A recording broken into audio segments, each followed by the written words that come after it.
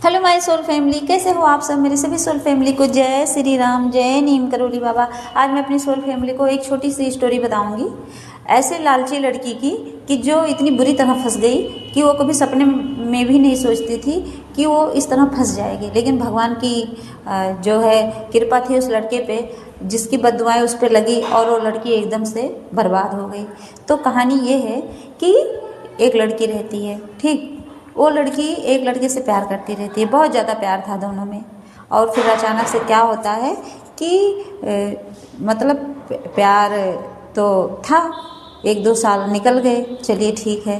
फिर अचानक से लड़की के अंदर थोड़े लालच आने लगा, क्योंकि दिक्कत ये खड़ी हो गई, प्रॉब्लम ये हुई कि लड़का थोड़ा कम पैसे वाला था और लड़की को उसके मम्मी पापा ने ऐसे जगह ऑफ़र दे दिया कि एक पैसे वाला अमीर घर का लड़का मिल गया। अब लड़की लालची, अब लड़की को चाहिए था पैसा, अब उसके अंदर लालच आ गया। सोचिए मतलब 2 मिनट में उसका प्यार कैसे चेंज होगा। इतना ज़्यादा प्यार करते थे एक दूसरे से वो लड़का लड़की, लेकिन उसके अंदर लालच आ गया और उसने पैसे में आकर, लालच में आकर और उस लड़के को धोखा दे दिया और अपने मम्मी पापा की मर्ज़ी से उसने शादी कर ली।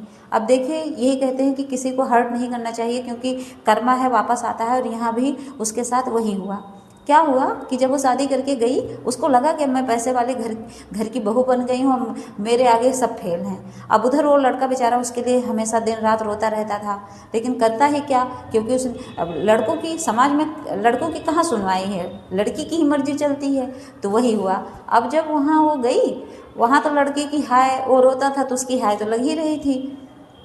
उसके बाद क्या हुआ, लड़की धीरे धीरे वहाँ जब रहने लगी तो उसका पति क्या करता था, वो अय्याश था। वो लड़का किसी और से प्यार करता था। अब इसको तो बताया नहीं था, अब इसको लगा कि मैं बहुत अच्छे घर जाके रानी बन के रहूँगी, और लेकिन लड़का वहाँ किसी और के चक्कर में था, वो किसी और से ही प्यार करता था। अब लड़की फंसी बुरी तरह। अब वो करे तो करे क्या। अब जब बहस करती थी तो मार खाती थी, इतना ज़्यादा मार खाती थी कि वो जब अपने घर वालों से बताती थी तो घर वाले भी परेशान होते थे, और मतलब जब सुनेगा माता पिता सुनेंगे तो परेशान होंगे ही, और वो लड़की अलग परेशान होती थी। ऐसे कभी मतलब उसके ऊपर हाथ उठाता था उसका पति, कभी ड्रिंक करके आता था और कहता था कि तुम कुछ नहीं करती, मर्जी हो तब चली जाओ वापस। उसको कहता था कि मर्जी हो तो तलाक ले लो, चली जाओ। अब गई ना उसकी ज़िंदगी बर्बाद हो गई, बर्बाद। अब करती क्या। अब ऐसे था, दिन बीतता गया और करती भी क्या, ऐसे मतलब महीनों बीत गए, साल बीत गए, ऐसे ही मार खाती रही और लड़का ऐसे आयासी करता रहा, इसकी सुनता ही नहीं था। कुछ भी हो तो बोलता था एकदम मुंह बंद, एकदम चुप रहा करो, क्योंकि वो बड़ा घर था और थोड़ी गरीब घर की लड़की थी। गरीब घर की मतलब पैसे में तो लड़के से गरीब थी, क्योंकि वो अपने से अमीर घर में उसके पिता ने शादी ढूंढ दी थी। तो फिर क्या, जैसे कुछ बोलता था तो कहती थी चुप रहो। अब उसके आगे उसकी बोलती बंद। अब वो पता है क्या, बैठे बैठे सोचती रहती थी कि काश मैं उस लड़के से शादी कर लेती तो ज़्यादा सही था, भले गरीब था, कम से कम प्यार तो देता और सच में वो रानी बना के रखता। लेकिन सोचो, पैसे के लिए उस लड़के को इसने धोखा दे दिया था।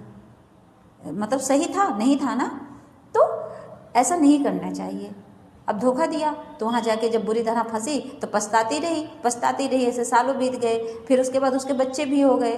अब जब बच्चे हुए तो उसके बाद वो तो बंध गई ना वहाँ। लेकिन सोचिए, इतनी मार खाती थी वहाँ जब वो ड्रिंक करके आता था, अब बंध गई। अब वो अयासी करता रहा, वो अपने बच्चों के साथ गुजारती रही, अब गुजारेगी ही। तो पता है क्या, फिर यहीं से उसकी कहानी ख़त्म। फिर वो अपना दुख ही झेलती रही, लेकिन कुछ हुआ। लेकिन यहाँ क्या हुआ, धोखे का फल। इस कहानी से पता क्या मिलती है शिक्षा, कि किसी को धोखा देना मतलब खुद के पैर पे कुल्हाड़ी मारना।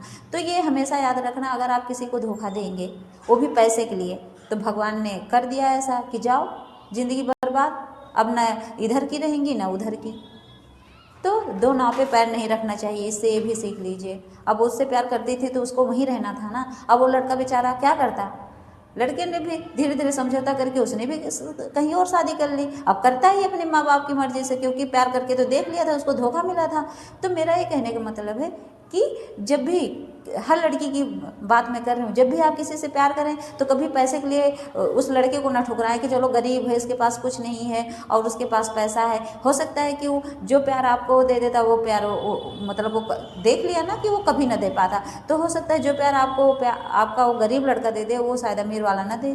तो इससे हमेशा सावधान रहना। कभी लालच में आके माँ बाप के कहने में आके नहीं बेटा वो अरबपति है या कोई अधिकारी है उससे कर लो, नहीं। ये सोचना कि किस्मत जो होती है सबसे बड़ी होती है, किस्मत बदलना मत, कभी किसी उस बच्चे को हर्ट मत करना, उस लड़के को हर्ट मत करना। अगर वो आपको अपना रहा है तो कर लेना शादी। ये थोड़ी ना कि अधिकारी है, IAS PCS है तो वहाँ आपको रानी बना के रखेगा और सोने की थाली में खाना खिलाएगा, नहीं। हो सकता है नौकरानी बना के ही ले जाए आपको। उसकी थिंकिंग क्या है आपको पता है? वो तो सोचेगा ही कि ऐसे लड़की लेके आऊँ जिसको मैं नौकरानी की तरह रखूँ। तो इससे आप सावधान रहना। बस मेरा इस कहानी से आप लोगों को समझाने का मतलब यही था कि कभी भी गरीब अमीर देख के शादी मत करना। हमेशा ये सोचना कि कौन ज़्यादा लॉयल है, कौन ज़्यादा प्यार कर रहा है, इससे आप सुखी रहोगे, वरना ज़िंदगी भर पछताओगे। और हमेशा याद रखना कि ऐसे कभी किसी के बहकावे में मत आना कि अपने सच्चे प्यार को त्याग के और पैसे के लिए किसी और से शादी करना। जय श्री राम, जय नीम करोली बाबा।